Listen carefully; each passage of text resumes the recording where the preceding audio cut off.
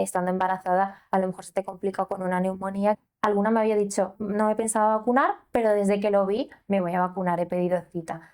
Pues la parte más bonita, evidentemente, es cuando le doy un bebé recién nacido a su madre. Todo lo demás son suplementos que ayudan, que van bien, que no están de más y si los tienes, pues mejor. Pero sí es verdad que es fundamental qué puedo comer, qué no puedo comer en el embarazo y es un tema que genera bastante angustia, que todo esté bien cocinado, lavar bien frutas y verduras y que todo lo que tiene la depresión postparto es el componente social. Acabas de hacer tu sueño realidad. Esta paciente, claro, ¿cómo le dice al de al lado? Oye, es que mira, tengo todo lo que siempre he querido tener y no estoy bien. El cáncer de mama, yo siempre explico a mis pacientes lo fundamental que es hacer una vez al mes una autoexploración mamaria cuando llegas a la edad de realizar mamografías, pues realizar las mamografías. Para mí esos son los dos pilares fundamentales. Precisamente a esta persona a la que tengo yo centrada delante con un resultado alterado no le va a pasar nada porque yo ya la tengo pillada por el sistema de cribado. Si te revisas lo detectamos y si lo detectamos lo tratamos. La prevención es clave.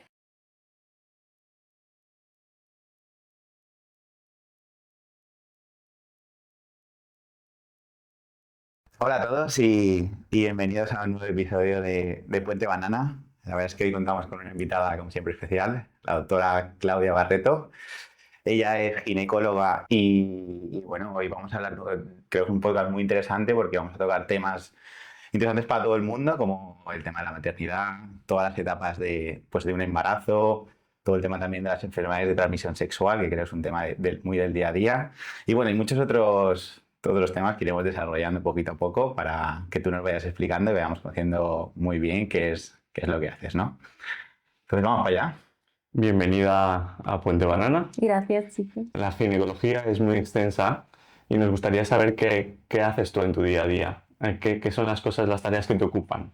Vale, a ver, sí que es extensa, o sea, es tan extensa que nosotros es una especialidad de 4 años y siempre se ha hablado de que deberían ser por lo menos 5 como otras especialidades, porque tienes toda la parte de la obstetricia que está relacionado con el embarazo, el parto, etcétera. Luego toda la parte de la ginecología, pues está relacionada con todo el aparato reproductor femenino y con muchísimos temas. También está la reproducción asistida. Bueno, es que es muy amplia.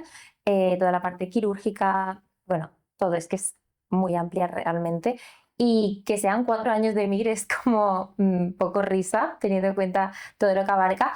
Pero claro, luego es verdad que tú en tu día a día pues te puedes como ir subespecializando, ¿no? Tú ya de entrada puedes elegir, pues estoy en ginecología o estoy en obstetricia. O estoy en obstetricia, pero hago alguna otra cosita de ginecología, ¿no? Puedes ir siempre como un poco saltando. Pero ahí dentro es muy amplia. Claro, por ejemplo, yo llego a mi consulta y tengo como un listado de pacientes, ¿vale? A lo mejor tengo 30 pacientes pues en una mañana. Y hay pacientes que son embarazadas y hay pacientes que son ginecológicas. Las pacientes embarazadas, pues por ejemplo, yo soy muy metódica, tengo como un orden, con tantas semanas te voy a hacer tal visita, con tantas otras semanas tal otra, y en tal visita te hago tal analítica, tal ecografía, en tal otra hay que recomendar tal vacuna, en la siguiente te tengo que derivar al anestesista. En las embarazadas, la verdad es que yo las veo entrar por la puerta y yo ya sé lo que voy a hacer con la embarazada. Aparte de la eco de rigor, tal analítica es como muy esquemático para mí. Creo que para ellas también, mis pacientes embarazadas, creo que lo agradecen porque al final ellas llegan y también un poco saben que se van a ir con todo bastante masticado, bastante explicado, esto y lo otro. Y ya, es como, bueno, luego ya me preguntan sus dudas y sus cosas, pero lo esencial, lo básico, lo saben y no tienen dudas, se van con las citas de las siguientes todas las veces que van a venir en el embarazo, o sea, es algo como muy así. Esto con las embarazadas. Muy Luego en bueno. las ginecológicas, ahí ya cambia bastante, porque puedes tener la visita estándar, que es la revisión anual, que estas vienen como a hacerse pues su citología, su mamografía, su eco de mama, su densitometría ósea, bueno, todas estas cosas, que si quieres luego ya entramos en detalle, pero eso sería como una revisión, también un poco preguntar si tienen en la propia revisión, ¿no? Si tienen alguna duda, algún problema, alguna cosa. Estaría como esta es la visita estándar de ginecología. Y luego la visita, pues a lo mejor que viene, pues porque, doctora, es que desde hace una semana me pica o me huele el flujo raro o me ha aparecido un nódulo en la mama o que vienen pues por esto, ¿no? Por una consulta puntual, por algo puntual. Es como podríamos un poco dividir mi trabajo como en la consulta, digamos, Ujú. día a día. Aparte, Claudia, de todo esto, tú eres una doctora que sube mucho contenido a redes sociales. Es decir, tú tienes un perfil profesional que intentas divulgar y educar sanitariamente en tu rama de la ginecología. Es raro, ¿no? Es decir, no hay muchos perfiles profesionales médicos que traten de esta manera, ¿no? A través de las redes sociales y, bueno, tú tienes bastantes seguidores.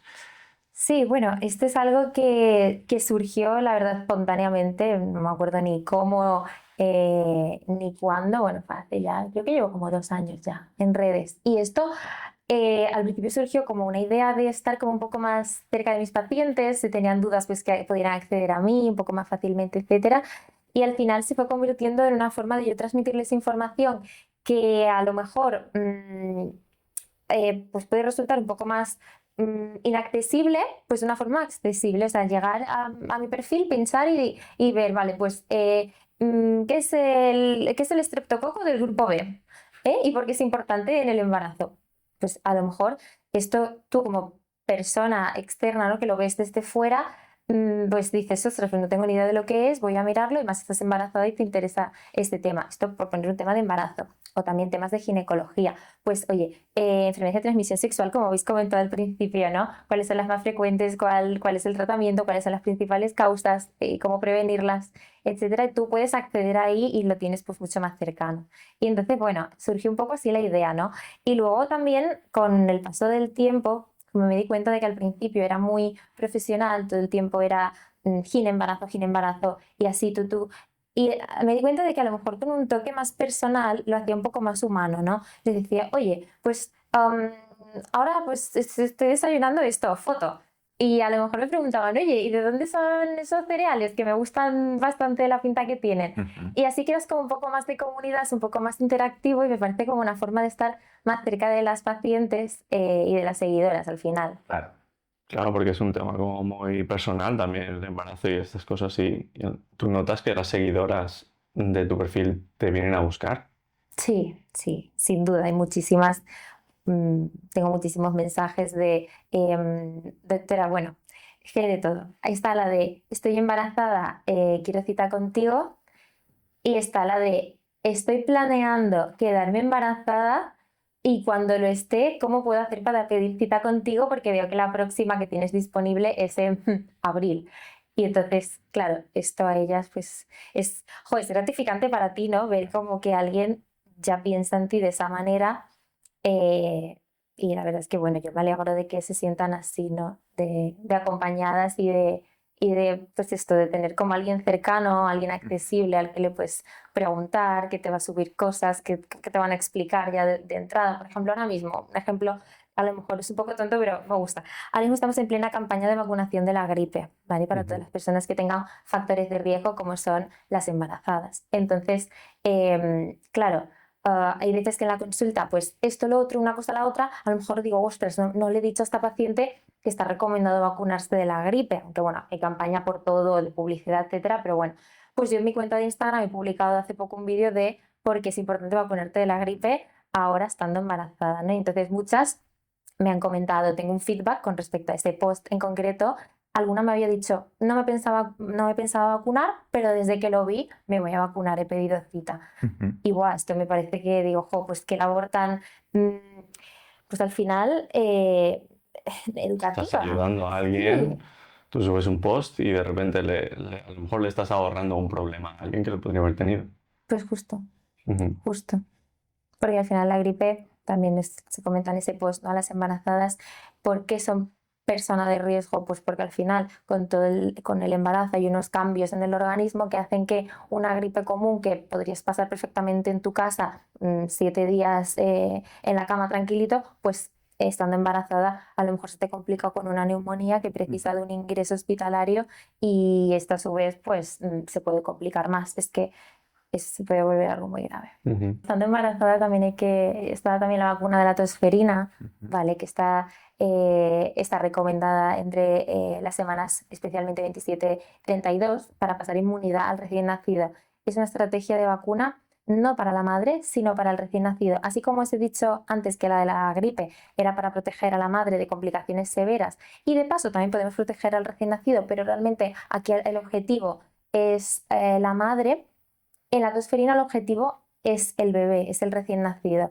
La madre colateralmente pues también, ya que se la ponemos también lo está, pero realmente es el recién nacido, ¿no? Durante los 2 primeros meses de vida no se les puede vacunar y es ahí cuando más riesgo tienen de infectarse de tosferina y es una infección, bueno, pues bastante grave que puede condicionar unas secuelas muy importantes Ujú. y terribles y por eso está recomendado vacunarse para proteger al bebé. Y esa vacuna, Claudia, que evidentemente tú recomendarías ponerse, ¿no? Si una persona decide ir a ver a otra ginecóloga o ginecólogo, ¿podría ser que tuviera otro criterio? ¿O es algo científico que no, esta vacuna a todas las embarazadas se les tiene que poner? ¿O es algo que tiene un poco de... que no es algo objetivo? No sé si me estoy Sí, sí, explicando. sí, no, eso está demostrado. O sea, esto está, vamos, avalado por la mayoría, o por gran parte, o por todas las sociedades científicas, que sí, es verdad que, bueno, profesionales hay, pues, como todo en todas partes, al igual te encuentras con alguno que te dice que no te la recomienda o esto, pero oye, yo creo que la mayoría en España con formación MIR sí que lo recomendaría, porque vamos, es que no entra discusión. Esto es recomendación, evidentemente no puedes imponerle a nadie que se vacune, o sea, si quieren bien, y si no quieren, pues se deja claro que la paciente no lo Y hay desea. mucha gente que no decide no vacunarse. No, en general no. Hay pacientes que es verdad que no conocen el porqué de la vacuna, para eso estoy yo, pues les Ujú. explicas y una vez que les explicas, así sí, y como que entienden y claro, yo creo que no hay nada como entender, al final hacer las cosas por hacer, ahora toca esto, ahora toca lo otro, pero sin tú entender el porqué, genera mucho disconfort en general en cualquier aspecto de la vida. Pues en este evidentemente también, entonces tú desde que le explicas el porqué, oye, pues toman una decisión informada. Ujú. No hay nada como esto, yo creo. Ujú. Claudia, dentro de tu trabajo, tu día a día, qué es lo que dirías que es tu parte más bonita y cuál es la parte que menos te gusta de tu profesión? Buah, qué buena pregunta. Pues la parte más bonita, evidentemente, se me están viniendo mientras respondo flashes a la cabeza, es cuando le doy un bebé recién nacido a su madre. Es decir, tanto en un parto como en una cesárea. En un parto, pues cuando sale el bebé, tú justamente lo coges y se lo pones a la señora encima, ella incluso muchas veces ayuda a que termine de salir este bebé. Y esto es un momento mágico, de verdad. O sea, es que tienes que vivirlo para conocer el nivel bueno, de flipante que es este momento. Y luego también en una cesárea cuando sale el bebé y se lo enseñas a la mamá y se pone a llorar y el bebé llora y bueno, entonces es un momento que es como, no sé cómo decirlo, de estos momentos estrellita de la vida, que dices este momento, el otro, pues este es uno, ¿no? Es el minuto cero de la vida de esa persona, segundo uno. Justo, justo. Yo tengo amigos que claro, cuando están con sus bebés y vienen a consulta o los veo por la calle o quedamos, siempre les dicen a sus bebés como, ella es Claudia, ella es la que primero te vio, la que te tocó por primera vez, o sea, como algo así. Ujú. Esto es lo más bonito. Y luego, lo más desagradable de mi trabajo, pues evidentemente dar una mala noticia. Dar una mala noticia casi en cualquier aspecto, o sea, tanto de ginecología como de embarazo. Al final, una mala noticia, mm, siempre intentas, ¿no? Aprender a cómo darla, porque esto es muy importante, y también intentas como poner una barrera entre tu profesión y tu vida privada, ¿no? Y tus sentimientos. Esa barrera es muy Difícil. maleable, es muy difícil realmente. Y al final también depende de la mala noticia, ¿no? Hay muchas, ¿no? Yo creo que para mí lo peor es cuando tengo que decir que alguien tiene cáncer, porque al final decir esto es, wow, es la palabra, Está mal vista esta palabra, ¿eh? retumba en toda la habitación. Tú cuando la dices, tras la consulta, boom, boom, boom, y es muy fuerte, ¿no? Y entonces ahí es verdad que yo creo que con los años, porque ya, pues, ya son años, ¿no? Dando estas noticias, al final aprendes como que tampoco tienes que andarte con mucho rodeo, porque la persona que está ahí al final la has llamado por un resultado o tienes esa cita casi que como a veces no especial para esto y entonces cuando está ahí algo huelen, algo tal y entonces creo que al final decirlo y estar ahí es como muy importante, ¿no? Y sobre todo la parte humana también creo que no se debe perder por muy mala noticia que des.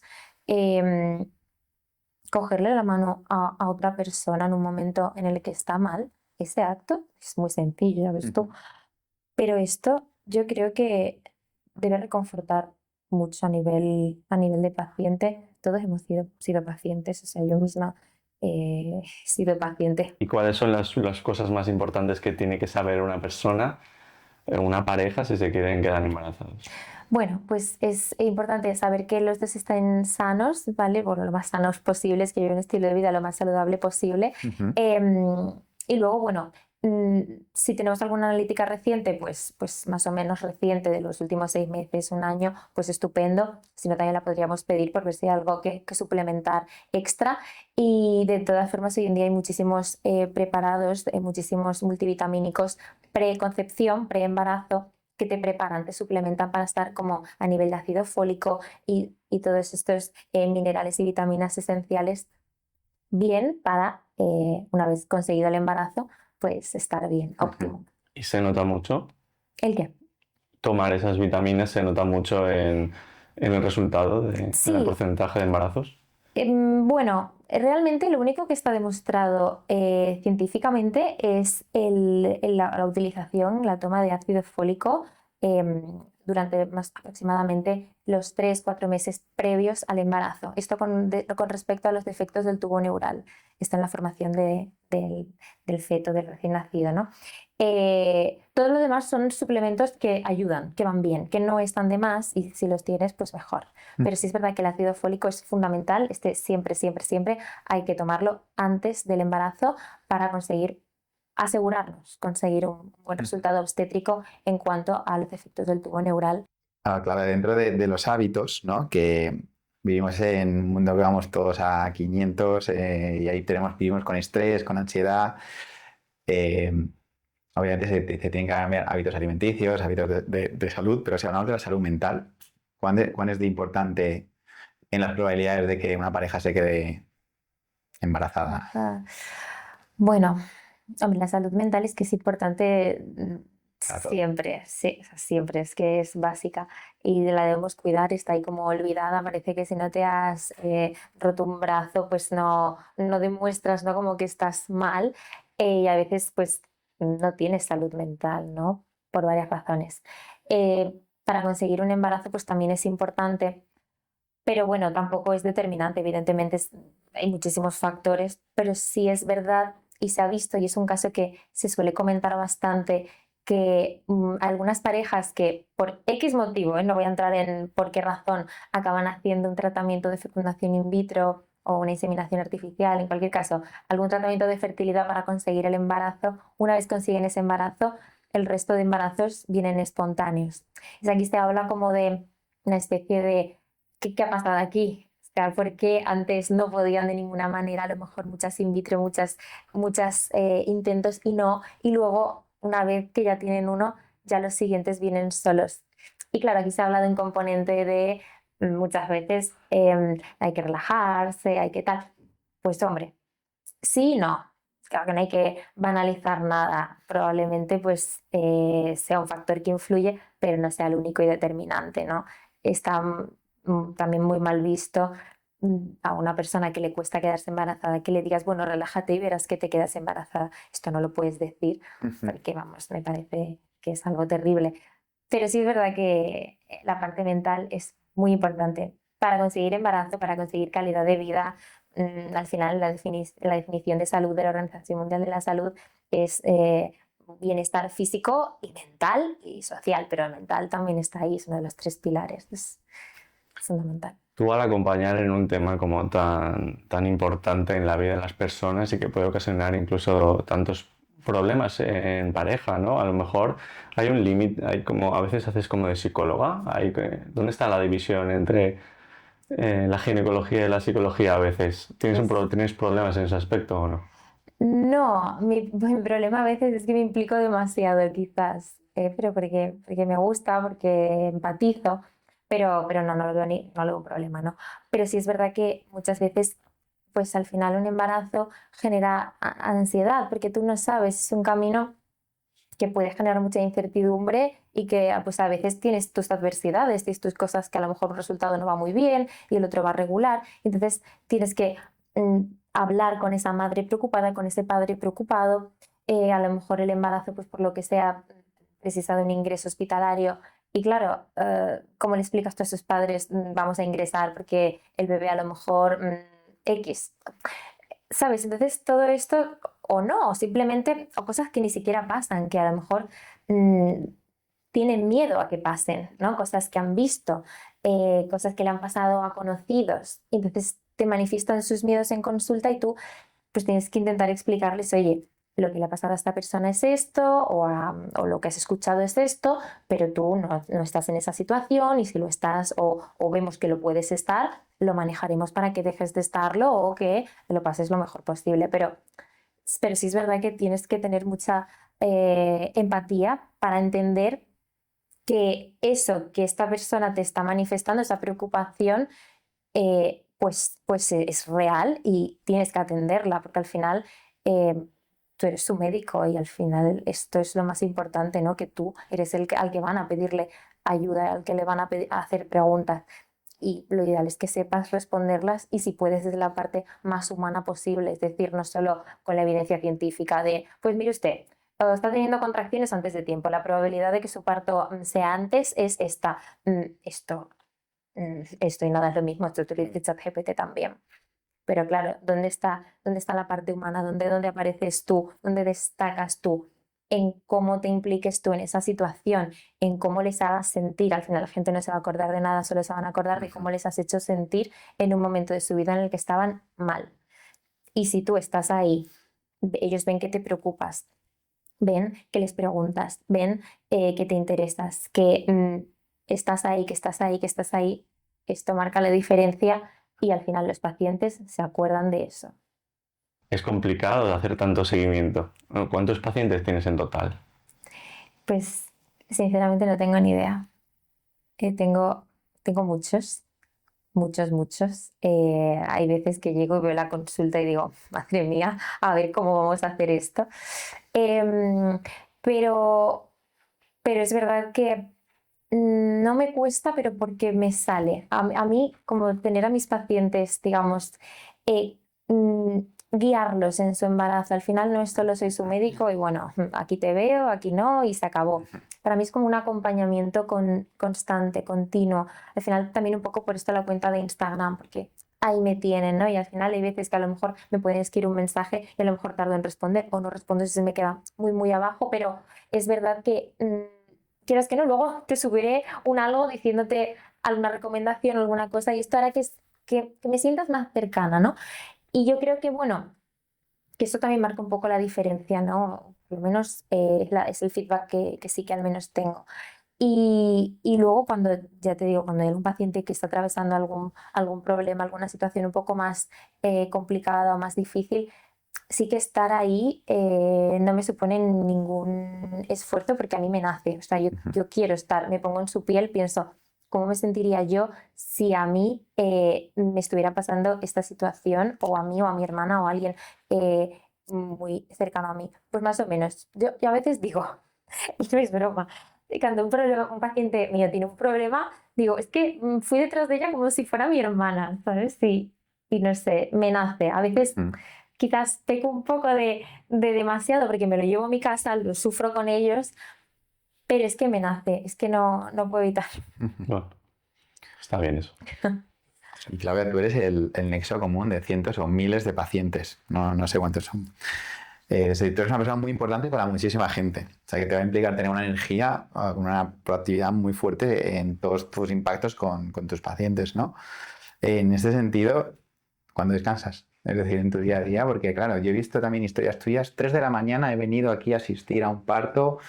5 de la mañana son las 10 de la noche, estoy saliendo del hospital. Es decir, oye, tú también tienes que poder descansar y poder, pero para responder mejor a tus pacientes, ¿no?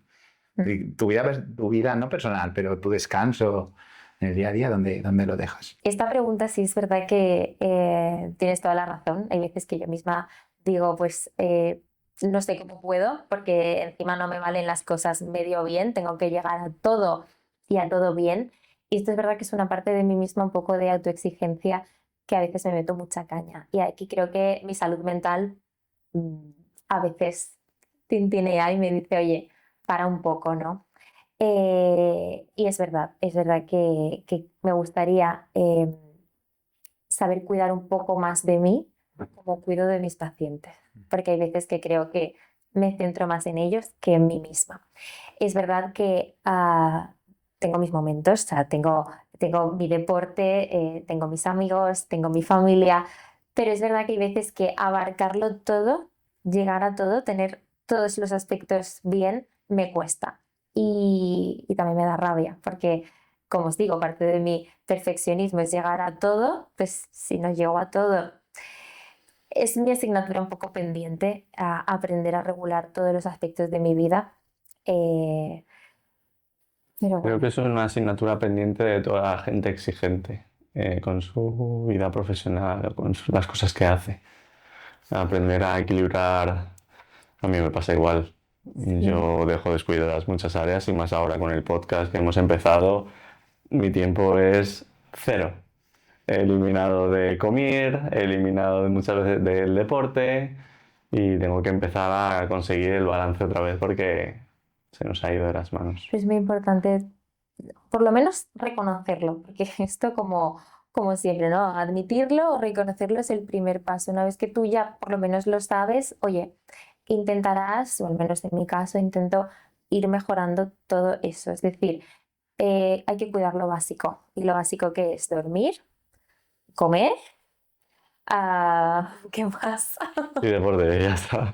Todo lo que dejamos de hacer es Bueno, eso, Lo la básico. salud, ¿no? la salud. Sí, y bueno, volver a lo básico, no olvidarnos de lo básico y no recortar de ahí, porque al final si recortas de dormir o recortas de comer, vas mal. Claro, pero es cada vez más común, ¿no? Es decir, personas que no se pueden quedar embarazadas de manera natural, pues tienen que acudir pues a fecundación in vitro e incluso he leído que el tema de esto es un poco también un poco tabú o algo así, los vientres de alquiler en Estados Unidos incluso son legales, en España no son legales, ¿no? ¿Qué opinión te merece todo este tema?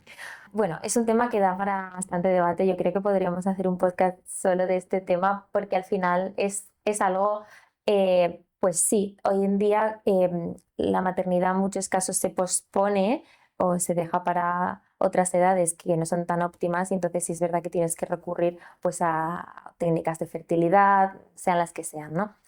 Y luego, claro, has mencionado los bienes de alquiler. Esto es pues, un tema que pues, en España pues, no está permitido, pero sí es verdad que en Estados Unidos y en otros países sí. Y realmente, bueno, aquí yo creo que es cuestión de lo que cada uno esté dispuesto a hacer por su sueño, ¿no? Que es ser padres. Y ya está. Y me parece que todas las opiniones son respetables. Es decir, yo mi posición es que cada cual puede hacer con su vida lo que considere dentro de que sea, pues en un contexto de que sea legal.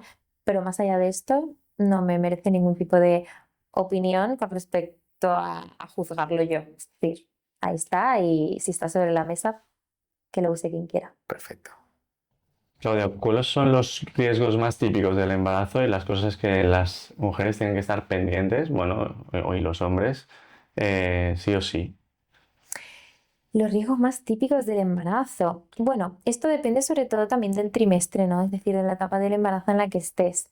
En el primer trimestre, lo más típico, pues, es la amenaza de aborto o el aborto. Es lo que, por eso mucha gente, os seguro que os suena esto de todavía no lo hemos contado o lo contamos cuando pasemos las primeras semanas, los primeros meses o que nos hagamos la primera eco. ¿Vale? Porque es cuando hay más riesgo pues, de aborto espontáneo, ¿vale? Es en principio, en el primer trimestre, entonces es ahí, yo diría esto, ¿no? Estar pendiente pues, de que no haya ningún sangrado, o algún dolor muy fuerte de barriga o lo que sea, pero en principio Los síntomas son muy evidentes de las cosas que suceden, ¿no?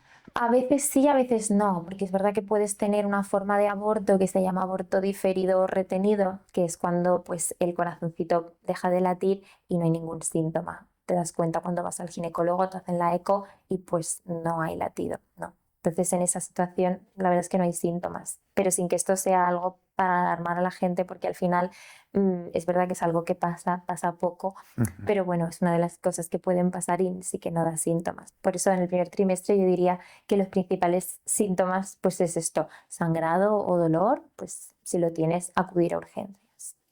¿Y hay alguna prevención para algo que te pueda suceder, que saberlo te pueda hacer que no te pase? En el primer trimestre, actualmente podemos hacer una cosa, un cálculo, que se hace con unos algoritmos y con unas cosas, que nos da una probabilidad, un riesgo de tu desarrollar en este embarazo una preeclampsia. Entonces, si te sale alto riesgo de preeclampsia, te ponemos una medicación que disminuirá en X porcentaje la probabilidad de desarrollar una preeclampsia en este embarazo. Y si te sale bajo riesgo, pues tienes la probabilidad de todo el mundo. ¿Qué es una preeclampsia? Pequeñita. Pues la preeclampsia es la elevación de la tensión arterial en el embarazo a partir de la semana 20, ¿vale? Entonces, si se te eleva la tensión X valores, que tampoco quiero entrar en detalle porque luego no es el tema que nos ocupa, pero bueno, si te sale alto riesgo, te damos una medicación que hará que tengas una menor probabilidad de desarrollar la preeclampsia y por tanto, pues evitar una gran complicación de un embarazo como es una preeclampsia. ¿Y cuáles son los hábitos que tiene que llevar una mujer embarazada sí o sí? Hábitos, pues mira, no fumar sería ideal, no beber alcohol. Algunos son bastante evidentes, yo los digo, pero todavía hay que recordarlos, entonces creo que sí hay que recordarlos, por algo será. Claro. Pero muy importante, pues esto, llevar una dieta lo más equilibrada posible. Siempre es una gran pregunta: ¿qué puedo comer, qué no puedo comer en el embarazo? Y es un tema que genera bastante angustia en algunas embarazadas. Y yo siempre les digo como tres cosas, básicamente: que todo esté bien cocinado, lavar bien frutas y verduras y que todo esté pasteurizado. Ya está. Con estas tres cositas ya tira. No puedes comer cualquier cosa entonces. Porque hay gente que sé que Cualquier cosa, pero que esté cocinado. cocinado, sí, dentro de lo que tú has Vale. dicho, puedes comer cualquier cosa. Sí. Porque sé que hay gente que hay alimentos que dicen, no, no, esto no se puede. 100% no se puede. Sushi, eso, no. Claro. El sushi no está cocinado. Esto. Si el sushi, claro, si el sushi está, si tú lo cocinas, que hay algunos que Sí, vienen a la cocinados. plancha sí. Si dentro te viene un arrocino rebozado. Sushi cocido. Vale, perfecto. Ok. Claudia, vamos a entrar en uno de los momentos que imagino que tiene que ser, pues ya hemos hablado un poquito, el tema del parto, ¿vale? Ahora recientemente, pues, no, evidentemente, pues una amiga mía ha sido madre, ¿no? Y estábamos hablando el otro día en la cena y nos contaba que a mí me choca muchas veces, ¿no? Porque yo, desde mi ignorancia suprema y que no soy padre, pues te imaginas un parto como algo rápido, ¿sabes? Pero la realidad es todo lo contrario, es decir, no, me puse de parto y al cabo de hasta 30 horas o no sé cuánto dijo, una barbaridad, realmente el bebé no salió. Entonces, es algo que dura muchísimo tiempo y ya no desde el papel del paciente, desde el papel de la ginecóloga. ¿Cuál es tu papel en todo ese proceso de mi paciente ha iniciado, ha puesto el parto y ha nacido el bebé? Vale. ¿Qué hace Claudia Barreto en ese periodo? Pues es una buena pregunta. No todos los partos son tan largos, es decir, los hay que sí, los hay que no. Evidentemente depende de si es tu primer parto o el segundo o qué, pero bueno, en general no todos tienen por qué ser tan largos. Pero, ¿cuál es mi papel? Bueno, pues por ejemplo, te voy a poner un ejemplo estándar, que es como mejor os lo puedo explicar. Por ejemplo, me llama la matrona: doctora, tengo a no sé quién que ha roto la bolsa. No tiene contracciones, el líquido es claro, el registro está bien. Pues yo qué sé, estos son, imagínate, a las 11 de la noche. Bueno, dice, va a subir a la habitación y en principio vamos a ver si, por ejemplo, hace actitud expectante, que esto es, si todo está bien, la analítica está bien, el líquido es claro, no hay contracciones o muy escasa, pero bueno, que la paciente apenas la percibe, pues puede subir a descansar a la habitación y vemos si se pone espontáneamente. Y a lo mejor a lo largo de la noche la paciente con la bolsa rota arranca con contracciones y pues, por ejemplo, luego baja paritorio a lo mejor ya con 3 centímetros o 4 centímetros, ¿eh? Que lo ha hecho, digamos, ella sola en la habitación. Y baja muchas veces ya porque, evidentemente, para llegar a esta dilatación ha tenido muchas contracciones y, por tanto, pues tiene dolor. Y viene aquí la maravillosa epidural. Entonces, baja paritorio, muchas veces ahí ya le ponen la epidural si la paciente lo solicita y ¿Es voluntaria? es voluntaria totalmente, 100% voluntaria. 100% voluntaria. Eh, o baja paritorio porque pues está con 4 centímetros, pero a veces esto pueden querer o no la epidural, que esto da para otro podcast. Y entonces aquí, pues ya, pues digamos, la paciente pues va dilatando y entonces la matrona te va informando, oye, pues está de no sé cuántos centímetros, a lo mejor de 8, el registro está bien, el líquido es claro, y sigue la paciente dilatando. Por cierto, la dilatación llega hasta 10 centímetros, ¿vale? Que a lo mejor os digo 8 y pensabais que todavía había que llegar Vale. a 20. No sabía. Ni No idea. sabía hasta cuándo tenía. Vale, pues llega hasta a 10, que es lo que se llama dilatación completa. Y entonces cuando llega hasta dilatación completa, luego hay que descender en la pelvis. Esto es lo que se llama médicamente, son los planos de Hodge, que son unas referencias anatómicas con respecto a cómo va la cabeza descendiendo en la pelvis hasta que nace el bebé. Nosotros a las pacientes le explicamos como escalones en general, o por lo menos yo se lo explico como escalones, ¿no? Que están muy altos, están en sobreestrecho, es decir, que vale, que estás en dilatación completa, pero el bebé está muy arriba. Entonces, no es lo mismo ponerte a empujar cuando el bebé está pues muy arriba, todos esos 4 escalones, esos 4 planos de Hodge empujando, a que dejes que el bebé vaya bajando solito y ya a lo mejor te pongas a empujar cuando el bebé ya está en el tercer escalón, que solo le quede tercer, cuarto y ya está fuera, digamos, ¿no? Entonces, pues esto, esperamos a que descienda, si todo está bien, como siempre he dicho en cada punto, registro cardiotocográfico bien y líquido claro, ¿vale? Y entonces el bebé desciende y entonces la matrona te dice, oye, que ya estamos en el tercer plano, nos vamos a poner a empujar, puedes ir viniendo. Y entonces cuando aparezco yo, que estoy en la consulta, pasando consulta, y digo a la paciente, en breve me llama la matrona, ¿eh? Entonces estoy tal, que a lo mejor me llama la matrona y tengo que subir corriendo al paritorio, pero que ya van a hacer el bebé y tenemos que empujar y esto. Entonces ahí ya es cuando nace el bebé y es este momento estelar que os dije antes, se lo pongo a la mamá encima y es así de bonito. Interesante. Y claro, hilando con la pregunta antes del tiempo y tu vida personal, si son las 4 de la mañana, son las 4 de la mañana, estás en tu casa, ¿cómo es cómo es? ¿Te llaman? ¿Estás durmiendo? Yo estoy durmiendo a las 4 de la mañana, es lo que suelo hacer, y de repente pues suena el móvil y tú ves, así con los ojos medio así, tú ves matrona, no ves ni casi ni el nombre, tú ves la matrona que te llama y te dice, doctora, ¿qué van a hacer ya? Y es como, voy, y nada, cuelgas, te vistes y corriendo al hospital, caminando rápido. Bueno, y llegas al ¿Vives hospital. cerca del hospital? Vivo cerca del hospital. Todos vivimos relativamente cerca, ninguno vive fuera de Palma. Ya. Y nada, llegas al hospital y bueno, y haces el parto y ya está. Y luego calculas si te da tiempo de volver a tu casa a ducharte o si te quedas con cara de dormida ya todo el día en la consulta. Joder, qué duro. Bonito, pero duro. Ajá.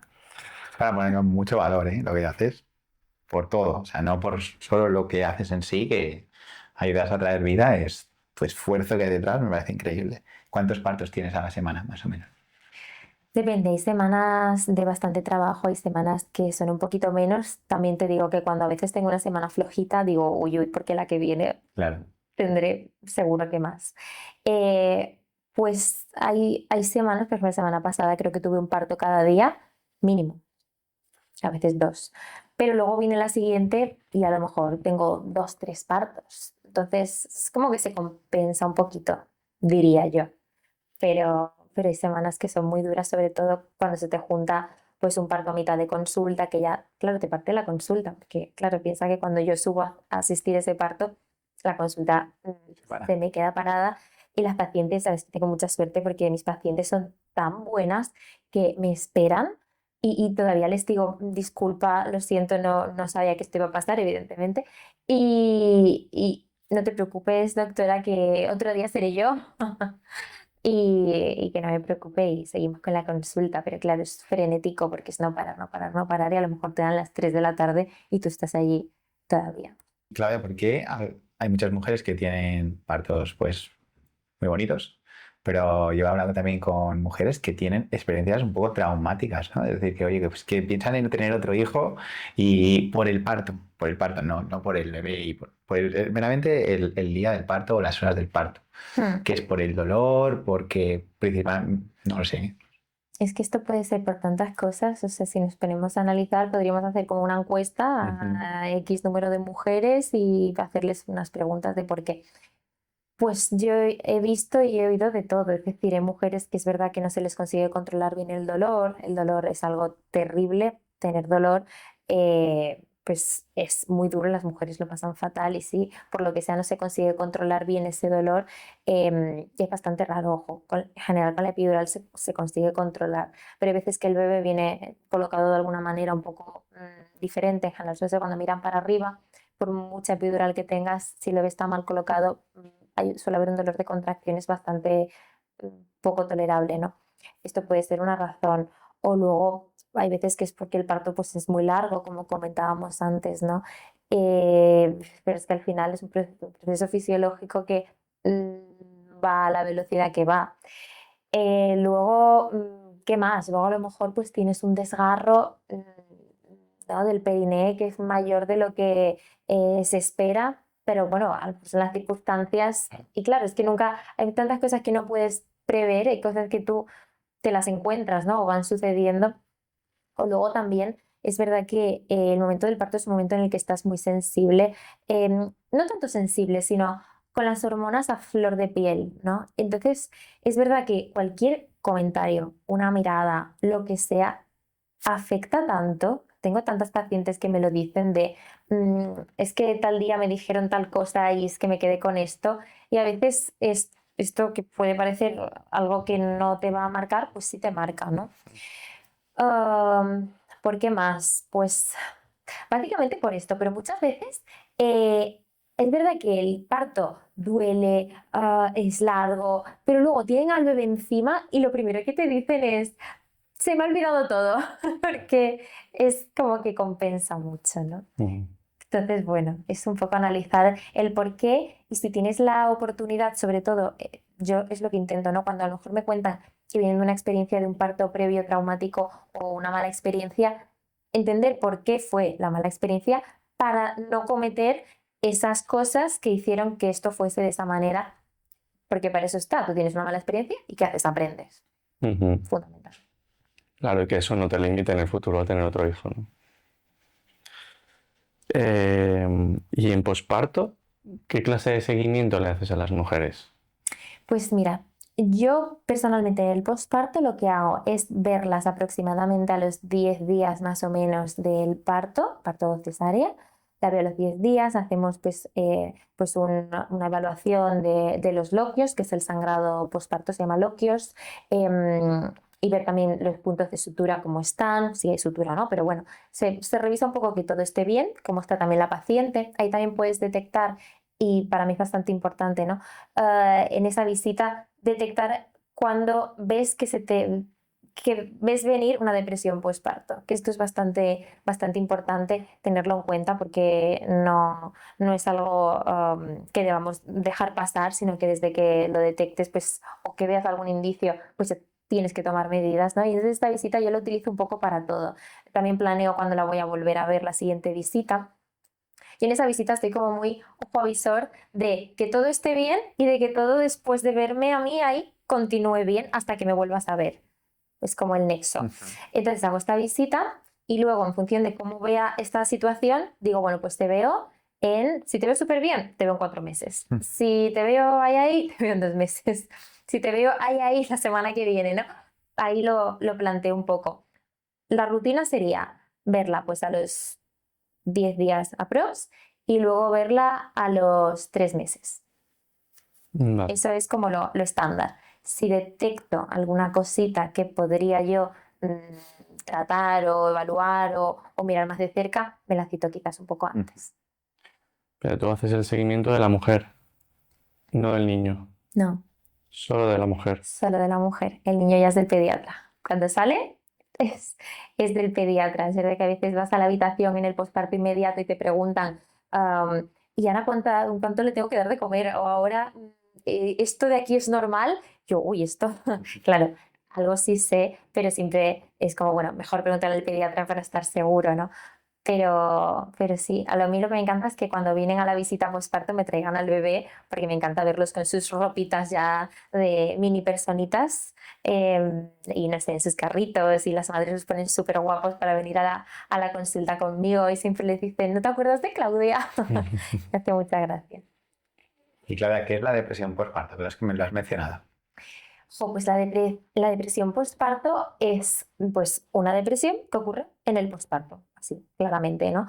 Pero, ¿qué pasa? Que sobre todo lo que tiene la depresión postparto es el componente social y personal. ¿Por qué? Tú acabas de parir, acabas de hacer tu sueño realidad, tener tu hijo con tu pareja, qué felicidad por todas partes. Y tú, pues no estás bien. Entonces, esta paciente, claro, ¿cómo le dice al de al lado? Oye, es que mira, tengo todo lo que siempre he querido tener y no estoy bien. Entonces, esto lo que tiene sobre todo es la controversia, ¿no? Sobre todo el peso social, de esta mujer que por fin tiene su bebé, debería estar en un momento de su vida espléndido y maravilloso, y cómo se atreve a estar triste. Y no es solo lo que te dice la gente, no es solo social, tú misma, o sea, la propia paciente se dice a sí misma, ¿cómo puedo estar mal? Es que lo tengo todo, no puede ser. Y entonces al final todo es una vorágine, yo creo que de pensamientos intrusivos y de, evidentemente, De culpa. culpa, pero también ya luego están los neurotransmisores, o sea, que hay algo, una depresión como tal, es un trastorno psiquiátrico que se tiene que tratar por un psiquiatra y con medicación. Entonces, claro, aquí hay algo orgánico y que es verdad que hay que tratar. Entonces no es solo ya todo lo social y personal que tú puedas generar, sino una serie de cosas que están desreguladas y que hay que regular. Pero sobre todo lo que hay que entender, para tampoco liar mucho la perdiz en torno a esto, es que em, es algo que ocurre, es una realidad y hay que saber que la persona que lo está pasando está en un momento delicado y lo que hay que hacer es apoyarla, no intentar explicarle, no, no, no puedes estar así porque esto no, no. Lo que hay que hacer es apoyarla. Tú cuando alguien está mal, pero en general en la vida, ¿eh? Pero sobre todo en este caso, tú la apoyas, le muestras tu apoyo, tú estoy aquí, te ayudo. Y también, y esto ya sin ser depresión postparto, cuando tú vas a visitar a un bebé a una casa, no solo llevarle cosas al bebé, pensar también en la madre que está detrás, ¿no? Que al final también ha pasado pues, por todo el embarazo, por todo el parto, que está agotada, que se siente diferente con su cuerpo y pues un detalle a la madre también es importante. Ya ni siquiera llevarle un regalo, simplemente decirle, te cocino algo, te saco la basura, te compro algo. Ujú. Claudia, cambiando de tema. Vamos a hablar ahora, antes has comentado, ¿no? Que lo peor de tu trabajo pues es dar pues malas noticias, ¿no? Has mencionado el tema del cáncer, ¿no? Si pudieras dar algún consejo preventivo, es difícil, ¿no? Pero ¿qué se puede hacer como medida preventiva, pues, para tener menos papeletas para sufrir un cáncer? Claro, también es una pregunta bastante amplia porque al final hablas de cáncer en general, yo hablo de los míos en particular. Evidentemente, que aunque sean los míos en particular de mi especialidad, también son, em, cada uno va por su lado, como quien dice, ¿no? Tenemos el cáncer de mama, cáncer de endometrio, cáncer de ovario, cáncer de cuello de útero. Bueno, pues tenemos nuestros cánceres, ¿no? Evidentemente no todos ellos tienen cribado, ¿vale? Tenemos cribado para dos. Cribado del cáncer de mama, con las mamografías, y el cribado del cáncer de cuello de útero con la citología. Entonces, medida preventiva, ¿qué podemos hacer desde el punto de vista de tomar una acción desde el punto de vista sanitario para prevenirlos? Pues en el cáncer de mama, hacer una mamografía o una ecografía añadida si es el caso, pero bueno, la mamografía como gol estándar y luego para el cáncer de cuello de útero, la citología. Con estas dos cosas, para estos dos cánceres nos podemos dar por satisfechos, luego ya con sus matices en el caso de cada paciente, etcétera. Pero volvemos a lo básico. ¿Qué podemos hacer para prevenir el cáncer en general? En general, estilo de vida saludable. Una buena alimentación, buenos hábitos de vida a nivel de salud mental, buenos hábitos de vida a nivel de deporte, bueno, todo lo que compone pues, la buena salud. Todo esto reduce evidentemente el riesgo de cáncer. No únicamente, no es el único factor, no es si no tienes esto no tendrás lo otro, no.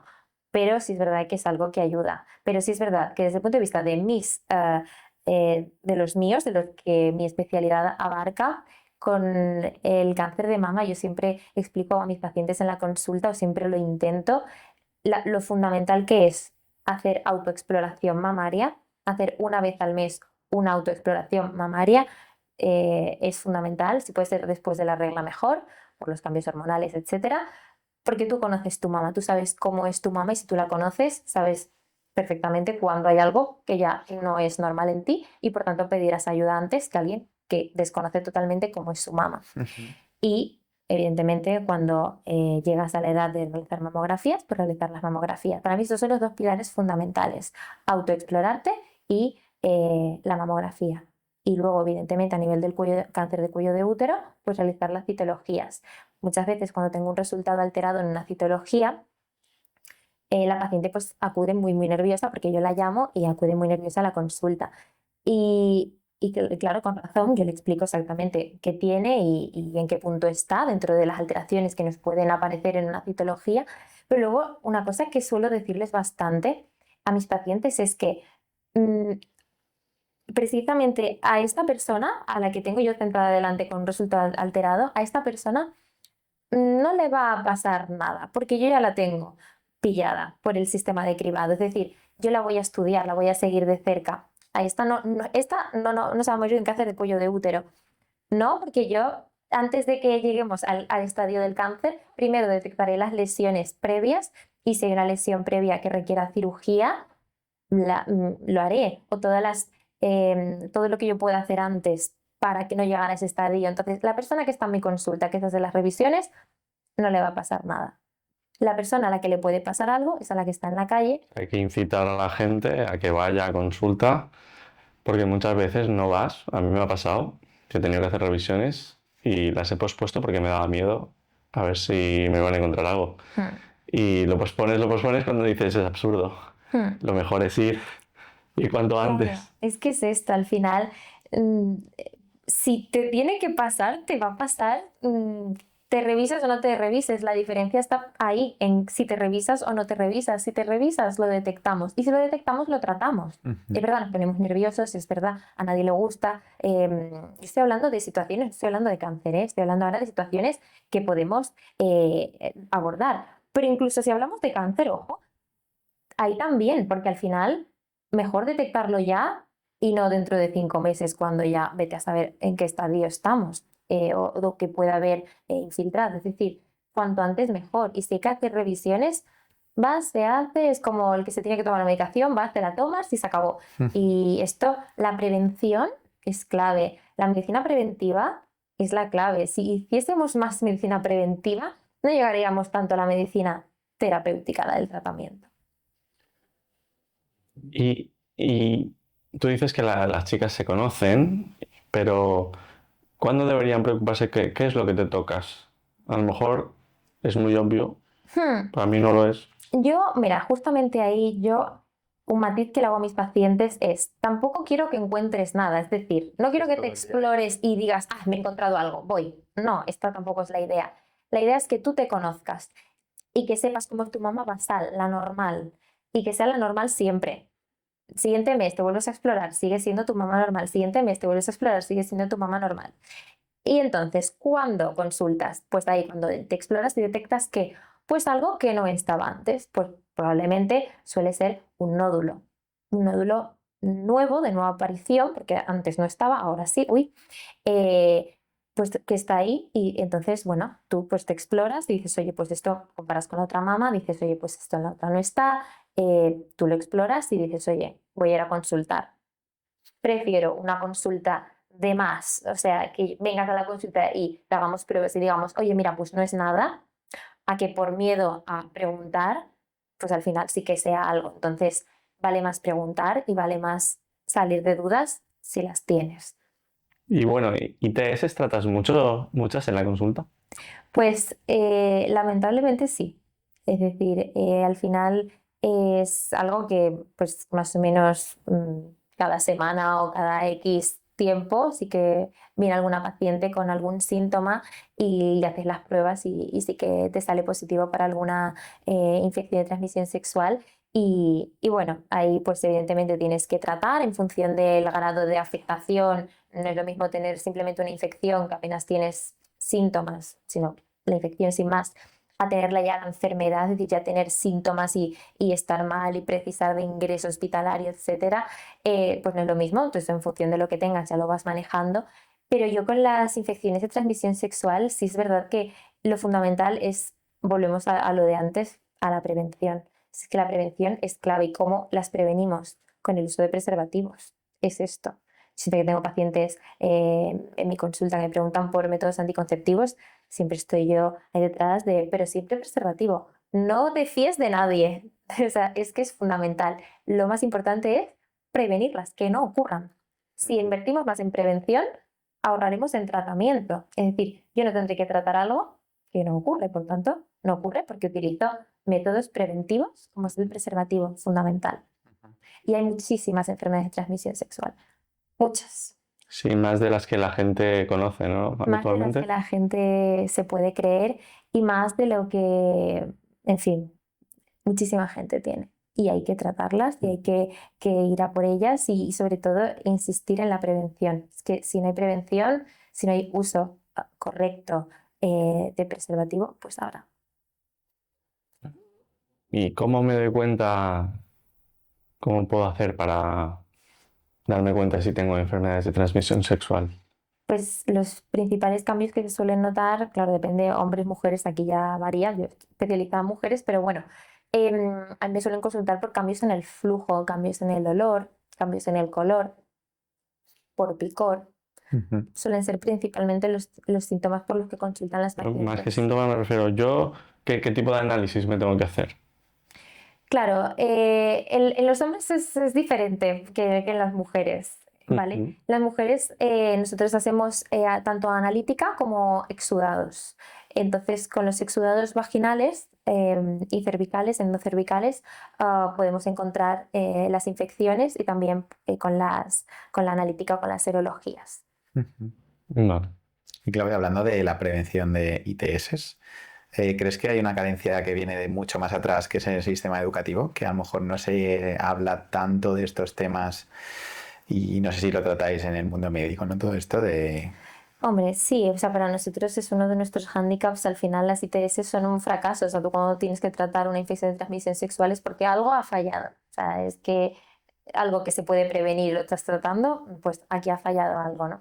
La educación es fundamental, por supuesto. También hay mucha controversia en cuanto a muchas veces, cuando empezar a informar al adolescente que empieza a tener relaciones sexuales sobre la forma correcta de hacerlo, etcétera. Claro, hay que ponerse en la situación de los padres y cómo y cuándo empezar a dar toda esta información, porque ya el hecho para muchos de aceptar que tu hijo ya mantiene relaciones sexuales, pues ya es un boom. Entonces, aceptar esto y luego ayudarlo a prevenirlo, pues a veces es otro boom, pero es que tiene que ir de la mano, porque al final es que no puede haber uno sin el otro. Es decir, si tú sabes que tu hijo empieza a mantener relaciones sexuales o que está en esa época, yo creo que es fundamental tener la famosa charla.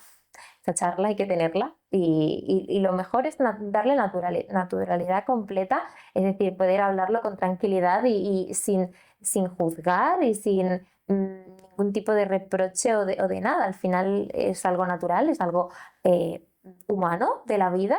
Al final, estos adolescentes lo van a hacer, entonces la cuestión es, si ya que lo hacen, pues que lo hagan bien. Y yo creo que, bueno, que hay que tener esa conversación, esa charla. Y tengo muchos pacientes que me traen a sus hijas adolescentes, un poco para que sea yo la que también tenga esa charla con ellas, porque a veces piensas, oye, um, mi madre me dice esto porque es una pesada, bla, bla, bla. Puede ser, ¿no? Un poco esa idea. Entonces, que también te lo diga una ginecóloga joven, ¿qué tal? Que empatiza con ella, que luego va a ser su ginecóloga, que cual, pues ya generas como un vínculo y luego saber que, bueno, que al final la ginecóloga pues siempre está ahí, pues también genera como un poco, yo creo, de tranquilidad en esas madres, ¿no? Pero yo creo que independientemente de esto, esa información sana para tú poder tomar decisiones informadas como persona sexualmente activa, creo que al final es fundamental, es fundamental. ¿Y qué le dirías a las chicas jóvenes que me consta que las hay, que les cuesta mucho dar el primer paso de ir por primera vez a la ginecóloga o al ginecólogo?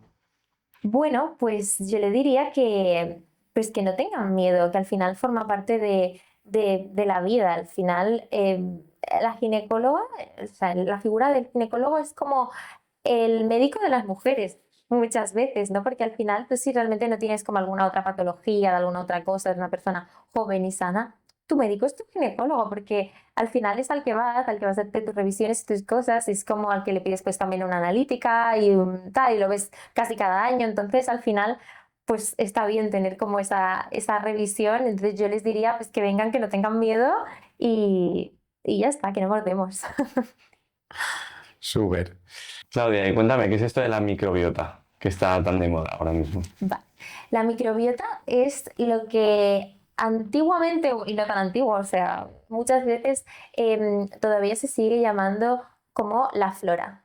La famosa flora bacteriana, pues esto es lo que hoy en día sí que es verdad que intentamos llamar microbiota, que son el conjunto de bacterias beneficiosas que viven con nosotros en simbiosis. Ellas viven bien con nosotros y nosotros vivimos bien con ellas, ¿no? Entonces, ¿qué pasa? Aquí hoy en día pues, hay muchísimos estudios y han salido muchísimas publicaciones sobre este tema y cómo afecta toda la microbiota que puede haber, por ejemplo, en el intestino, también en mi especialidad, pues a nivel vaginal, cómo afecta a todo el organismo, cómo están todas estas bacterias, forman parte de nosotros y son nosotros en realidad. Entonces, pequeños o grandes desbalances en esta microbiota, en estas bacterias que viven con nosotros, pueden generar grandes cambios o grandes alteraciones en cosas de las que no teníamos absolutamente ni idea. Muchas pacientes, por ejemplo, consultan pues esto porque tienen picor o porque tienen alteraciones en el flujo, cosas, y no siempre tiene por qué ser una infección de transmisión sexual. Muchas veces pues puede ser simplemente una pequeña alteración en la microbiota, ¿vale? Es decir, que por lo que sea, ya sea por mala alimentación o por estrés o por dormir poco, o bueno, factores de la vida hacen que esta microbiota se vea pues un poco desequilibrada, ¿no? Un poco alterada, y esto puede generar pues esto, picor y síntomas que al final simplemente reponiendo esta microbiota o dándole una pequeña ayuda con óvulos, pero no de tratamiento de antibióticos, ni de antifúngicos, ni nada, sino dándole tratamiento con pre y probióticos, podemos conseguir que esta microbiota pues se regule y vuelva a estar en una homeostasis, en una simbiosis, en sintonía con tu organismo, y desaparezcan estos síntomas. Y no siempre tiene por qué implicar una alteración en la microbiota, pues una infección o alguna cosa grave, sino esto. ¿Y recomiendas ir tomando óvulos o esta clase de probióticos de una forma consistente o solo en algún momento puntual? De forma puntual. Si no es necesario, el cuerpo al final tiende a la homeostasis, el cuerpo tiende a estar en sintonía pues con todo lo que tiene y con lo que le falta, y tiende a estar en equilibrio. Entonces, si no nos hace falta, en principio yo te diría que no. Cuando aparece algo, pues al igual sí. Lo ideal sería consultarlo con el especialista, que te diga, oye, pues a lo mejor toma un cultivo o lo que sea, suele ser con un cultivo, y te dice, oye, pues tienes una alteración en la microbiota, podemos hacer este tratamiento para ver, pero como algo puntual o de rescate en momentos puntuales, pero no de forma consistente, porque al final le estás dando al cuerpo algo que no necesita y que por tanto eliminará. Claudia, llegamos a la parte final del podcast y bueno, queremos hacer a una plataforma, una sección, por así decirlo, más distendida, un poquito fuera de contexto y algunas preguntas salseosas, con algo de picante y obviamente contesta las que quieras, ¿vale? Bueno, Claudia, primera pregunta. ¿Alguna vez en alguna consulta, por lo que te han ido transmitiendo los pacientes, has detectado que claramente se estaba dando una infidelidad? Es que estoy recordando una hace años que, de hecho, me dijeron que habían tenido una infidelidad. O sea, literal, no me lo tuvieron, no tuve ni que sospecharlo, me lo dijeron. ¿Veis póker ahí? Sí, de hecho se querían hacer las pruebas para ver si se habían pegado cosas, o sea, Muy bien. sí, pero fue hace muchos años. ¿Facturas más de 10.000 euros al mes? No, Vale. Claudia, ¿hay más cotilleos en un hospital que en un instituto? sí, no. Yo creo que sí, pero los ginecólogos siempre hemos estado relegados a una sección del hospital que suele ser la maternidad, junto con los pediatras. Entonces, probablemente sí para el resto de especialidades, pero yo, una especialidad casi todo mujeres, no, ahí no hay ningún, no hay salseo. No hay muchos cotilleos. ¿Has tenido que explicar alguna vez que el punto G no está en Google Maps? La verdad es que no me han preguntado por eso mis pacientes. No, No, es más de sexología, ¿no? yo creo que sí. Claudia, ¿dirías que muchos padres se arrepienten en silencio de haber sido padres? No, no lo creo. ¿No? Yo soy una idealista, dejándome creer en mis ideales. A ver, no lo sé, todo puede ser, pero yo no lo creo. Ujú. Y menos si han sido tus pacientes, Efectivamente, o sea, últimamente. mis pacientes. Y ya para acabar, Claudia, ¿alguna vez has pensado la frase de si yo contara todo lo que escucho aquí, tendría para hacer un podcast mejor que este? Mejor que este es complicado, chicos, tengo que decirlo. Sí. Pero sí, vamos, hay cada anécdota, mi especialidad, heavy, ¿no? pero bueno, es parte de la gracia Te la guardas para ti, para tu podcast. para mi podcast. Os invitaré. Perfecto, gracias. Claudia, última pregunta. ¿Quién nos recomendarías que viniera a nuestro podcast? Pues recientemente, creo que me habéis comentado que lo habéis visto en mi Instagram, estoy haciendo unos eventos que se llaman Calling Mama, y los organizo con una chica que se llama Marina Sánchez, y ella tiene un Instagram que se llama Ducalma, y ella organiza como retiros y cosas de yoga, también con madres y esto. Me parece una persona bueno, que transmite muchísima luz, mucho brillo y no sé, creo que sería una bonita persona para traer a este podcast. Qué bueno. Estupendo. La invitaremos de tu parte. Súper. Claudia, muchísimas gracias por venir.